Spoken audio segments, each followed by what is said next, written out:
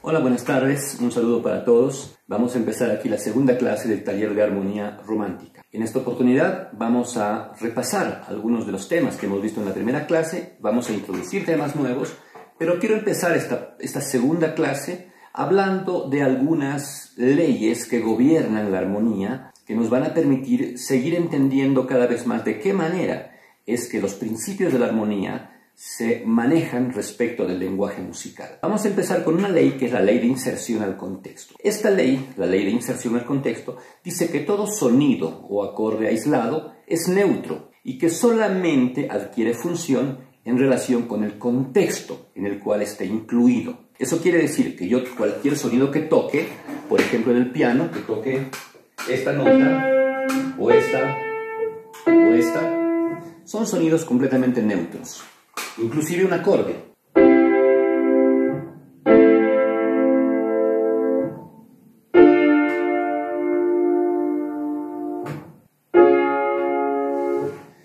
El acorde en sí mismo no tiene ningún tipo de función por sí mismo, a menos que esté realmente definido en un determinado contexto. Esa es la ley de inserción al contexto, que en el caso de la tonalidad resulta ser relevante. La segunda ley es la ley de la tensión y la distensión. El proceso musical sabemos que es una constante interacción entre tensiones y distensiones. En eso consiste básicamente la música. Entonces definamos qué es la tensión. La tensión es esa sensación dinámica que exige una resolución o un reposo. Una sensación dinámica que exige una resolución o un reposo. ¿Y qué es la distensión? Es justamente esa sensación de reposo, es la resolución de la tensión. Y ahora vamos a ver una definición que, si bien ya la hemos ido trabajando en la clase anterior, la vamos a perfilar de una manera distinta o la vamos a profundizar, que es acerca de la dominante. Ya habíamos visto en la clase anterior que entre las funciones pilares de la tonalidad tenemos el primero, el cuarto y el quinto grado, que significan 3 grados y 3 niveles diferentes de tensión, siendo el primer grado el grado de mayor reposo, el que nos produce paz, el que nos produce tranquilidad. En este caso vamos a ahondar sobre la función de la dominante, ya que la armonía tonal, el lenguaje tonal, tiene únicamente justificación a partir de la comprensión y del manejo de la dominante. La dominante es una función vertebradora, dinamizadora, cohesionadora del lenguaje musical. Equivale a lo que sería en el lenguaje hablado el verbo. Imaginemos frases, oraciones que queramos transmitir y no utilicemos verbos. Sería bastante complicado la manera de comunicarnos con las otras personas. Dentro de esto, de las dominantes, vamos a ver dos leyes, o más bien una ley y una contraley. Una ley de las dominantes, la primera ley, dice que el grado o nivel de tensión de una dominante es proporcional al número de sensibles que incorpora. Repito, el grado de nivel o tensión de una dominante es proporcional al número de sensibles que incorpora. Es decir, una dominante, por ejemplo, sol, si, re, es el quinto grado de do mayor. Con el fa, sol, si, re, fa es la séptima, que ya es una nueva sensible.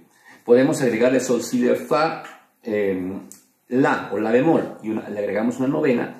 Y entonces lo que va a ocurrir con esta dominante es que su grado de tensión va a ir aumentando a medida que le aumentamos más notas y más sensibles. Pero junto con esto viene una contraley, que llamémosla así, llamémosla contraley. Los acordes que incorporan sensibles o sonidos agregados o terceras más allá de la novena ganan en color y en tensión, pero pierden en especificidad funcional. ¿Qué quiere decir esto? Que el acorde se hace más complejo, cuanto más sonidos le agregas, se vuelve más colorido, pero de alguna manera la función que representa en un principio, por ejemplo la dominante, empieza a diluirse y uno ya deja de escucharlo realmente como una dominante. Podemos hacer la prueba tocándolo en el piano. El acorde, la dominante es esta. Sol, si, re. Cuando le agregamos la séptima se vuelve sol, si, re, fa. Y le agregamos la novena, o la novena menor, y la oncena,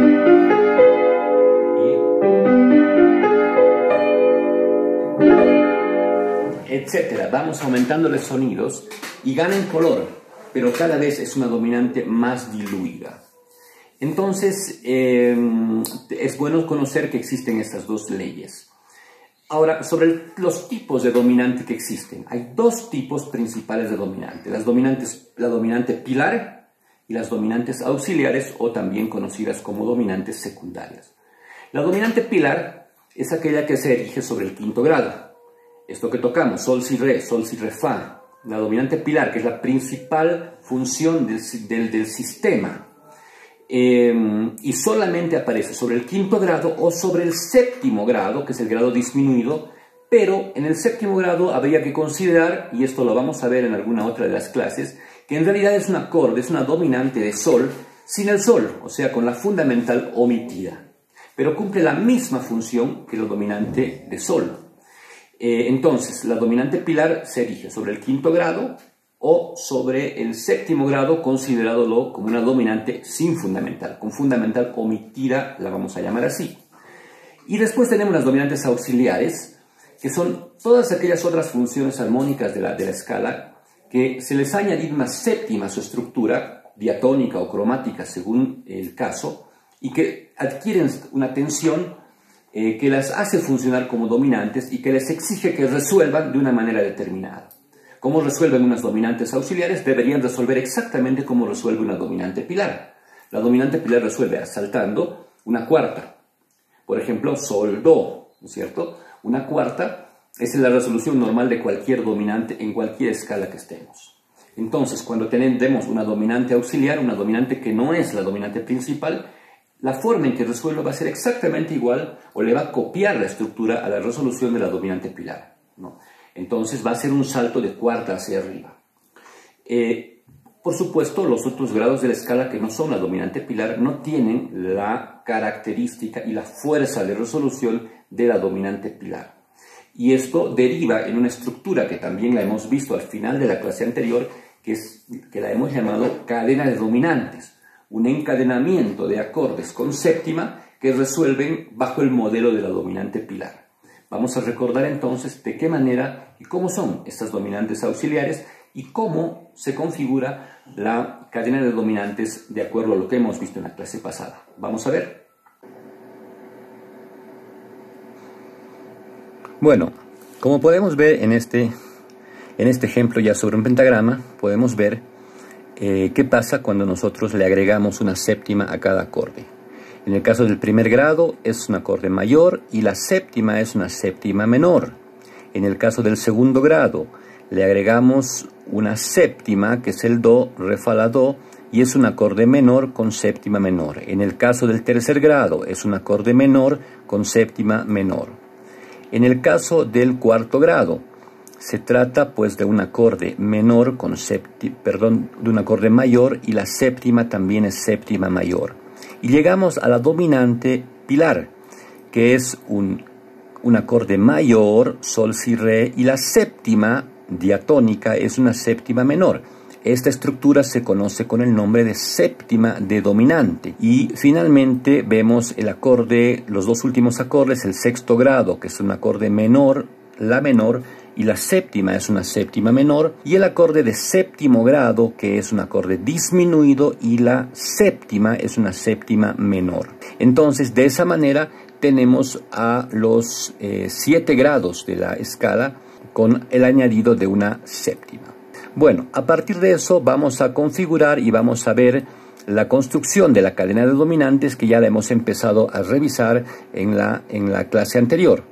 Vamos a tratar de identificar aquí en el programa, perdón, estoy moviendo el programa de alguna manera para que podamos ya ver un ejemplo que ya lo tengo construido en do mayor, que sería este ejemplo. Lo vamos a agrandar un poco para que lo podamos apreciar con claridad. Se trata de una cadena de dominantes que hasta aquí es en la tonalidad mayor. Entonces tenemos el acorde, lo vamos a agrandar un poquito más aún para que se pueda ver, para que todos ustedes lo puedan ver claramente. Tenemos el acorde de Do mayor, que duplica la octava, y de la octava sale la séptima, que es el Si, la nota Si. Esta nota Si debe resolver obligatoriamente bajando por grado conjunto al La, y tenemos un cuarto grado, o sea, decíamos que las dominantes auxiliares, en este momento el Do, en la segunda blanca de este compás, ya se ha transformado, en vez de ser la tónica de la tonalidad principal, se ha convertido en una dominante auxiliar, y el Do es dominante de Fa. Entonces Do va a Fa porque está una cuarta hacia arriba o una quinta hacia abajo, y ahí tenemos el acorde de Fa mayor, y en este momento está operando como tónica auxiliar. Entonces esta tónica tiene que incorporar una séptima. ¿Cómo conseguimos la séptima? Bajando la octava, la duplicación del Fa hacia el Mi, y aquí tenemos la séptima. Y en este momento este acorde, este cuarto grado, se transforma también en una dominante auxiliar. Esta séptima resuelve bajando, como todas las séptimas, al Re, y hemos llegado a un séptimo grado, que es el grado disminuido, que tiene entonces que en este momento, pese a ser un grado disminuido, opera como una tónica auxiliar. Nuevamente de la octava sacamos la séptima, que sería el La, y en este momento este acorde de séptimo grado pasa a convertirse en dominante auxiliar. El Si es dominante de Mi, es el quinto grado de Mi, entonces va al tercer grado de Do, que es Mi, y tenemos el acorde de Mi menor. Nuevamente, de la octava del Mi, es de la duplicación de la fundamental del Mi, que en este momento es una tónica auxiliar menor, se desprende la séptima, que sería el Re, y este Re resuelve bajando al Do. Y ha resuelto el tercer grado con séptima al sexto grado, y tenemos La, Do, Mi, La. Nuevamente, a partir de la octava de La, nuevamente bajamos por grado conjunto y lo convertimos en séptima, y el sexto grado se ha vuelto en dominante auxiliar, y esa dominante auxiliar resuelve otra vez sobre el segundo grado porque La es dominante de Re. Entonces va hacia Re y tenemos el acorde de Re menor, que es tónica auxiliar. Nuevamente conseguimos la séptima a partir de la duplicación y tenemos la dominante auxiliar, la dominante de Sol, y resuelve en Sol, que ya es la dominante pilar de la tonalidad. La octava baja al Fa y se convierte en la séptima. Ya no podemos hablar de dominante auxiliar en este caso porque quinto grado es tónica, es la dominante pilar, y resuelve finalmente a Do, ¿no? Aquí nos ha faltado algunas notas de resolución, nos ha faltado el Do, que vamos a añadir el Do en este momento en el programa. Ahí está el Do, y nos ha faltado aquí mantener el Sol, ¿no es cierto? Mantener la quinta. Bueno, entonces ha resuelto así. Y nosotros podemos escuchar, en este momento vamos a tratar de escuchar cómo suena esta cadena de dominantes diatónicas. ¿Ok? Ponemos play. A ver, perdón, un momentito, vamos a poner en el momento del inicio. Un segundito, por favor. Movemos el cursor para que podamos escuchar la cadena de dominantes en modo mayor. No estaba en el punto adecuado para comenzar, y ahí sí, ahí lo tenemos.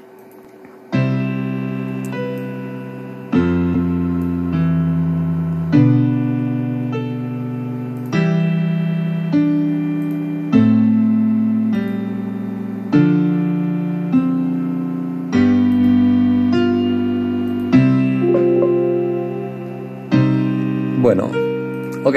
Hasta ahí la cadena de dominantes. Vamos a repetir otra vez la cadena de dominantes en tonalidad mayor para que se escuche y con un poquito más de volumen. Ahí comienza.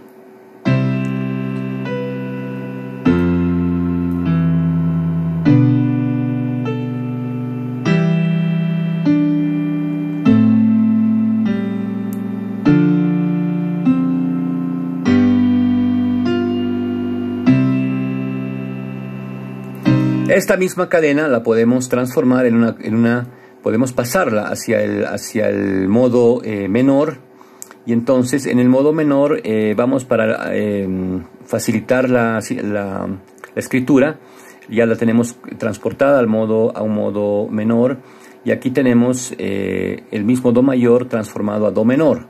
Y así es como debería sonar la misma progresión, pero en la tonalidad de do menor.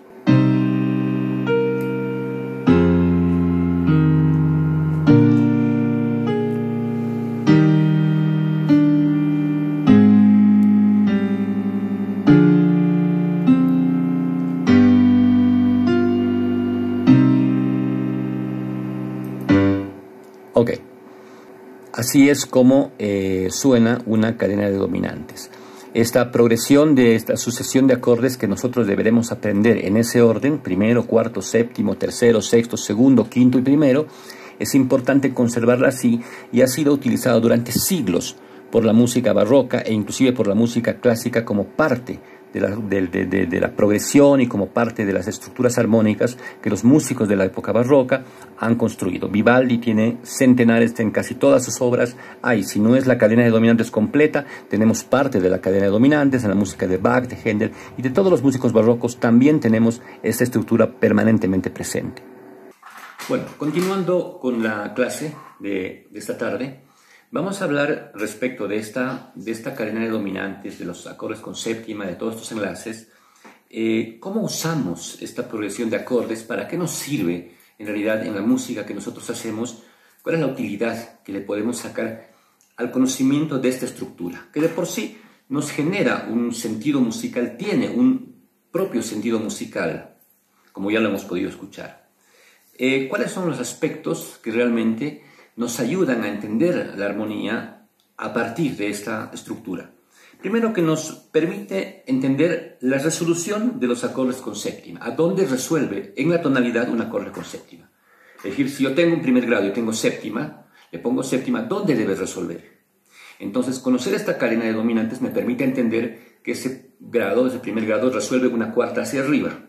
O si tengo un tercer grado, por ejemplo, tengo un mi, que tiene séptima, ¿dónde resuelve? Me permite entender que debo resolver una cuarta hacia arriba, o sea, el mi al la. Entonces nos permite entender a qué grado debe resolver cualquier acorde que tenga séptima.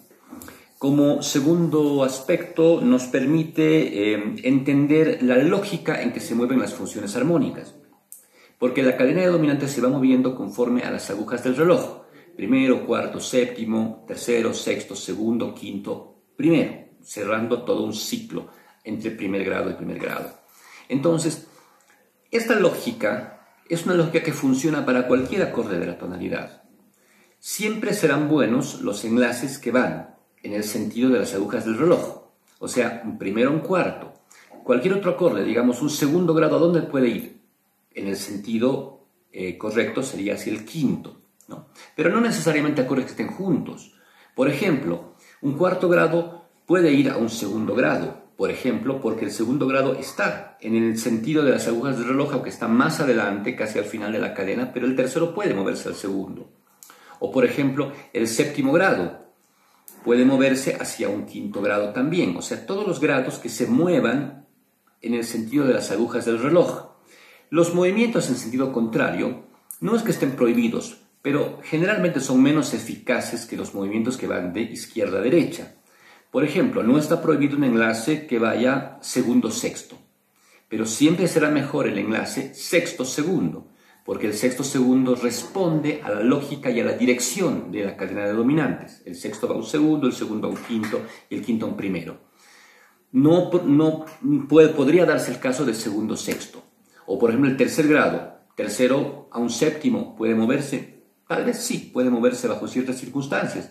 Pero el séptimo tercero es un movimiento más natural armónicamente. Entonces, esta progresión nos permite darnos cuenta en cómo pueden moverse las funciones y hacia qué grados está bien que vayan o hacia qué grados pueden no ir. Hay enlaces en sentido contrario a las agujas del reloj, por ejemplo, que directamente no se pueden hacer como veíamos la vez pasada. Por ejemplo, un quinto cuarto, la armonía tonal, barroca o clásica no lo acepta. No le parece bien porque una tensión, como es el quinto grado, ir al cuarto grado es bajar su tensión sin resolver, o un quinto segundo. Y ambas son funciones que están en contra de la cadena de dominantes. Y finalmente, nos permite entender este encadenamiento de acordes con séptima, nos permite entender lo que será el concepto de modulación, o los conceptos de modulación. Y justamente sobre modulación es que yo quiero referirme en este momento. La modulación entendida de un modo tradicional significa el cambio de tonalidad. Cuando yo estoy en un tono y necesito, quiero, entiendo que debo irme a otra tonalidad o me he cansado de la tonalidad en la que estoy y quiero explorar otra tonalidad, ese proceso de cambio de tono se ha conocido con el nombre de modulación en la historia de la música, en la teoría de la música, en la teoría de la armonía. La modulación implica abandonar una tonalidad e irse a otra. Pero es que siempre todo paso de una tonalidad a otra es modulación. En un concepto genérico podríamos decir que sí.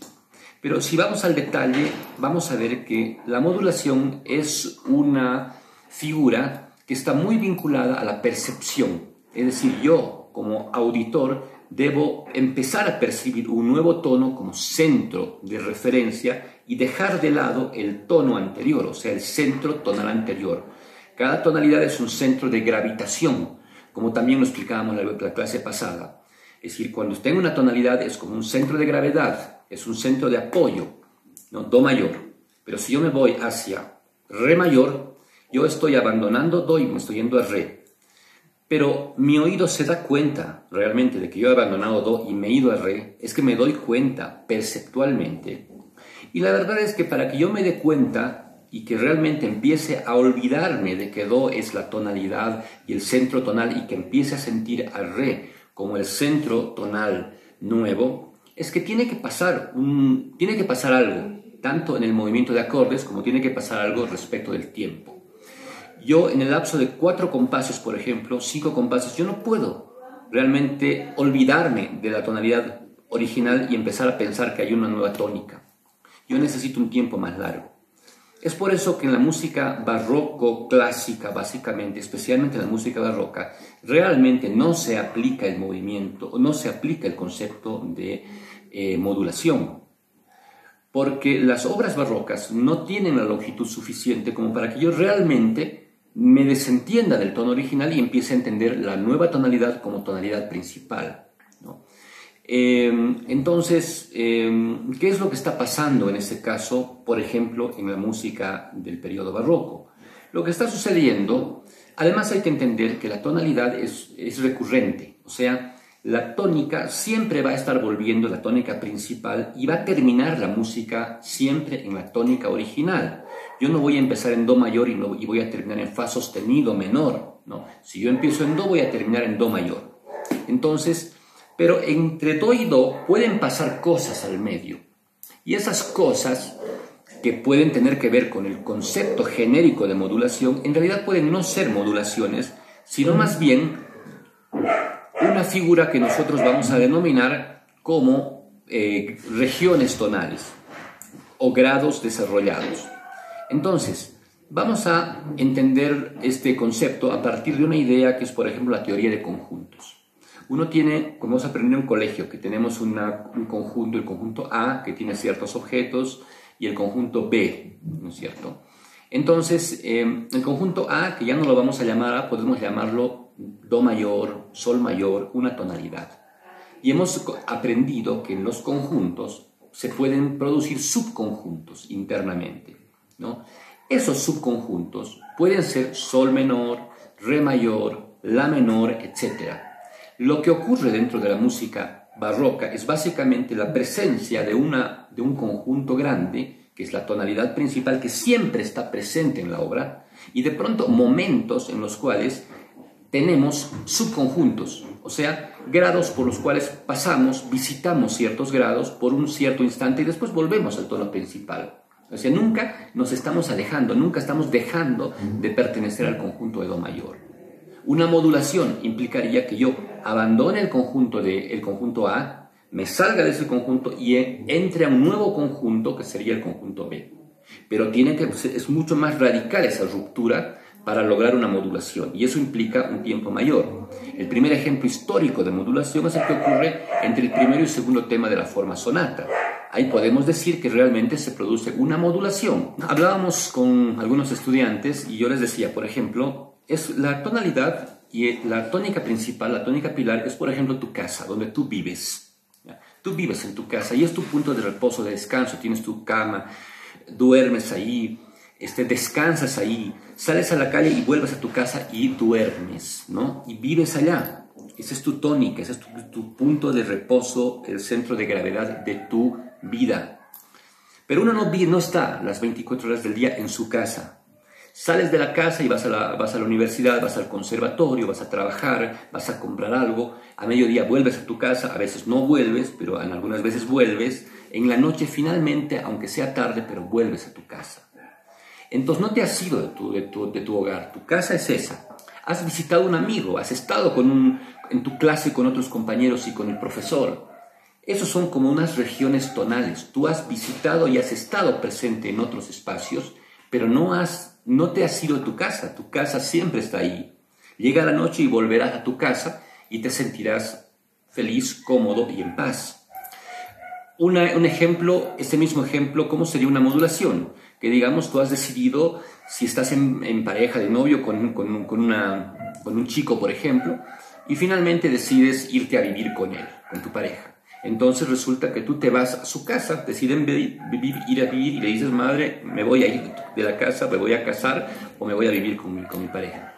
Y entonces ya no es tu casa. Dejas tu casa y te instalas en otra casa. A partir de ahí tú puedes visitar a tu casa anterior, a tu madre, la puedes visitar todos los días o puedes moverte a otros lados, pero tú ya has salido de tu casa y necesitas ese nuevo domicilio, va a ser ahora tu nueva casa, por lo menos por un tiempo. Entonces, eso sería un ejemplo de modulación, pero para que eso ocurra, tiene que haber pasado cosas, o sea, la ruptura tiene que ser mucho más significativa, no puede ser simplemente que si visitas a un amigo ya has modulado. Entonces, ese es un ejemplo de modulación o de lo que llamaríamos en la armonía una región tonal, ¿ya? Eso creo que más o menos ilustra lo que significa la modulación. Y esto de la modulación a partir de la sonata y sobre todo ya en el romanticismo ya podemos hablar de un proceso real de modulación, porque ya el oído empieza a desconocer los lugares, o sea, empieza a olvidarse de los centros de referencia originales. Y realmente el oído ya no espera volver al tono original. Si uno ve muchas obras de Brahms, aunque Brahms es siempre muy tradicional, y finalmente, aun cuando su juego armónico nos lleve a cualquier otro lugar, sin embargo, Brahms siempre termina volviendo y resolviendo en el tono original. Sin embargo, lo que pasa internamente en Brahms o en Wagner o en muchos autores del romanticismo, sucede que realmente es tan fuerte los procesos de las regiones tonales y los procesos modulatorios que uno empieza a perder la referencia auditiva del tono original.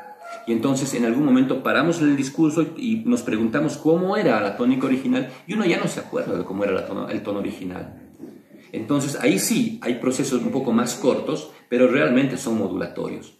Entonces es toda una y no creo que sea solamente un juego de palabras el tema de que si modulas o no modulas, sino yo creo que es principalmente un problema auditivo, que tú realmente sientas que ya has dejado un tono y que te has instalado en otro tono, y para eso, y que ya realmente ya no te acuerdas del tono original, y para eso se requiere un proceso o muy intenso armónicamente, como ocurre en el romanticismo con los recursos que vamos a estudiar, con mucho cromatismo, muy ambiguo, o si no requiere que realmente grandes espacios de tiempo.